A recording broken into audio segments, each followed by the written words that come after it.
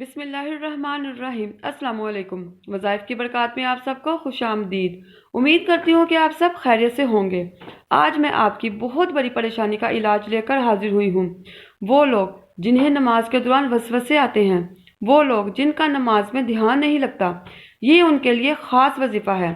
जैसे कि आप जानते हैं कि हर मुसलमान चाहता है कि वो पाबंदी से नमाज अदा करे, उसका नमाज में दिल लगे। पर हम जब भी नमाज पढ़ते हैं हमें वहम और वसवसे सताने लगते हैं, हमारा नमाज में ध्यान नहीं लगता, हम लाख कोशिश के बावजूद भी नमाज में यकसुई हासिल नहीं कर पाते। और आज व्यूअर्स, जो वजीफ़ा मैं आपको बताने जा रही हूँ वो आपको इस मुश्किल से बाहर निकाल देगा इंशाअल्लाह ताला। तो आइए बढ़ते हैं अपने आज के वजीफ़ा की तरफ।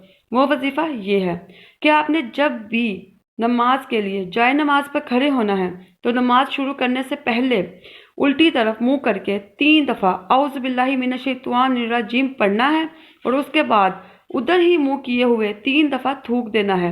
इंशाअल्लाह ताला आप वसवसों से अल्लाह ताला की हिफाजत में चले जाएंगे। तो व्यूअर्स, उम्मीद करती हूँ कि आपको मेरा आज का ये वजीफ़ा पसंद आया होगा।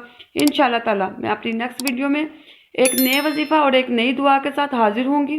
तब तक जज़ाकल्लाहु खैरा।